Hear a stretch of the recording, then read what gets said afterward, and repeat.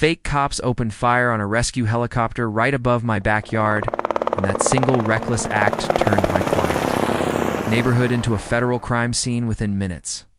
Now the entire HOA that once thought it could control every blade of grass on my property faces charges so serious that prison might be the only future they have. And you won't believe how quickly their power crumbled when the truth came out. After that terrifying night when fake cops shot at the rescue helicopter above my backyard, I stood frozen under the deafening roar of the blades, feeling the sharp wind whip dust against my face, and for a brief second, I wondered if I had somehow stumbled into a war zone instead of my quiet suburban home. My phone buzzed endlessly with alerts. Neighbors screaming through texts and calls asking what was happening. Some claimed they saw men dressed like officers moving through the cul-de-sac, while others swore they heard gunshots coming from the trees. I looked toward the fence line where my property met the community trail and saw flashing lights. Bouncing wildly between the shadows, it felt unreal, like I was trapped inside a movie. But the panic in my chest reminded me this was no film. It was my life, and the people responsible were not strangers. They were the same HOA board members who had spent months threatening me over everything from the color of my mailbox to the placement of my security cameras, and as the flashing lights grew closer, I could hear the heavy thud of boots hitting the pavement like a wave sweeping through the street. Neighbors peered from behind curtains, while others crouched low on porches whispering.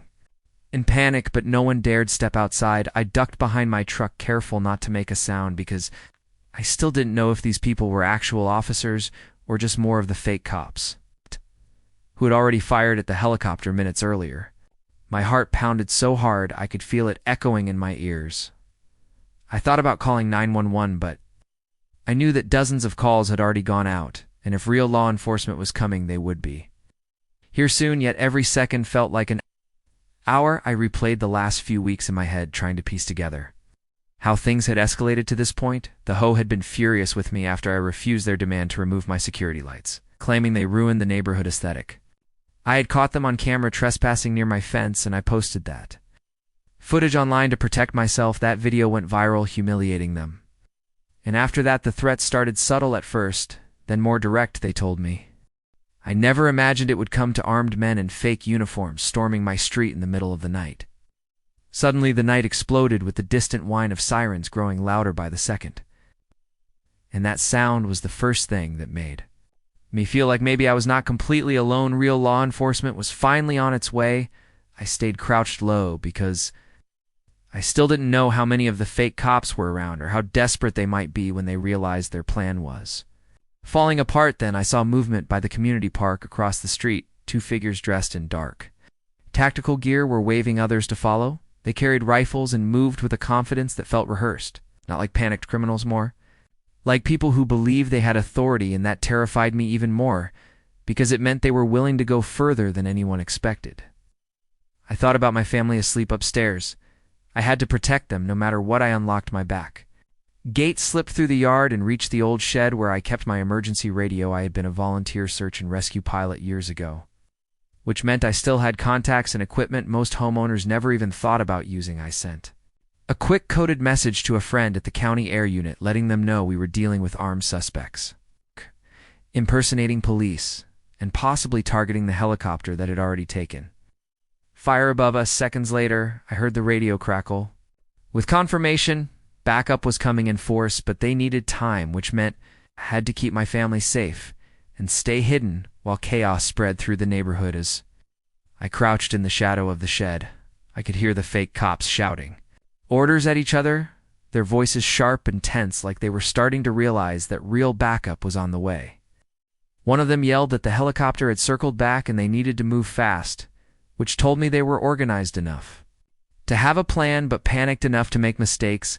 I could see faint beams of flashlights cutting across yards, scanning for anyone who might have seen too much. I kept my radio low and listened as dispatch confirmed multiple federal units were inbound, which meant this was no longer just a local police matter. These men had crossed a line that brought in agencies far above our small town, and the thought of my quiet HOA neighbors being tied to something this dangerous felt surreal. I remembered The last board meeting when they laughed in my face for saying I would report them for harassment. They believed they were untouchable, that no one could ever hold them accountable, and now they had hired or somehow convinced armed criminals to do their dirty work. That decision would destroy them all. I could hear a loud crash as someone tried to kick in a neighbor's door. And that was when I decided I couldn't just hide. I had to act carefully, but I couldn't let innocent people get hurt. Keeping low, I slipped along the side of the shed and reached the narrow strip of trees behind my fence. Every step felt louder than it was, and I kept glancing back at my house, making sure no lights were on upstairs that would draw attention. I could still hear the fake cops moving through yards, knocking over trash cans, and swearing as they searched for anyone watching them. Then in the distance, a helicopter spotlight cut across the sky and swept over the cul-de-sac, freezing everything. For a brief moment, the men in tactical gear dove for cover like they knew what would you have done. If armed fake cops surrounded your neighborhood in the middle of the night, what was coming next? That was my chance. I moved fast toward the drainage ditch that led behind several properties. It smelled like mud and rainwater, but it gave me a path where no one could see me as I crawled through. I thought about how this all started over something as petty as hoe control. These people wanted power so badly that they were willing to break laws, threaten families, and now bring armed imposters into our neighborhood. I wondered how many of my neighbors even knew the truth, or if they still believed the hoe was just protecting property values. The sound of engines and more sirens snapped me back to reality. Federal vehicles were finally entering the street, and the fake cops were trapped. They had nowhere to go, but I also realized desperate people make reckless choices, and that meant the danger was far from over as the federal vehicles rolled into the neighborhood. Their headlights cut long shadows across driveways, and the sharp commands of real officers echoed through the night, ordering everyone to stay inside and turn off their lights. I stayed hidden in the ditch, listening closely as the fake cops argued. Some wanted to scatter while others insisted they could fight their way out, which made my stomach tighten because I knew if they tried to shoot their way through, innocent people would be caught in the middle. One of them yelled about grabbing a hostage, and that was when I realized they were willing to do anything to avoid being caught. I had to warn the approaching units, but I couldn't just stand up and run across the open yard. I took out my old signal light, a tool I'd kept from my search and rescue days, and flashed the prearranged code toward the helicopter above. Within seconds, the beam of its spotlight shifted and focused right on the group of armed imposters, exposing them to everyone below. That single move broke whatever control they thought they had. They scrambled in panic. Some dropped their weapons and ran, while others fired wildly toward the sky, but they were no match for the coordinated response. SWAT teams moved in from both ends of the street, while armored trucks blocked every exit. The noise was overwhelming. Shouts, gunfire, helicopters, engines, and terrified neighbors crying out from behind locked doors. When the final fake cop was dragged to the ground in handcuffs, the neighborhood fell silent except for the hum of engines and the distant thump of the helicopter above. Federal agents moved quickly, clearing each yard and checking every house to make sure no one was hurt. I stepped out from the ditch, covered in mud and exhaustion, and identified myself, explaining everything I had seen and recorded.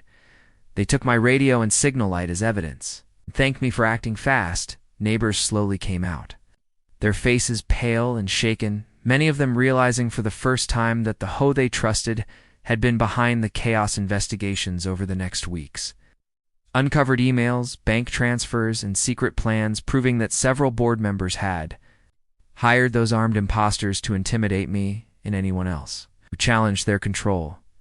The charges stacked up quickly: impersonation of law enforcement, illegal weapons, conspiracy, attempted murder, and more. One by one they were arrested and taken away, and the powerful group that once ruled the neighborhood with threats and fines was now facing decades in federal prison. The street that had been filled with fear slowly returned to peace, and for the first time in years, I could look at my fourth home without wondering what the hoe would try to take from me next. Asterisk.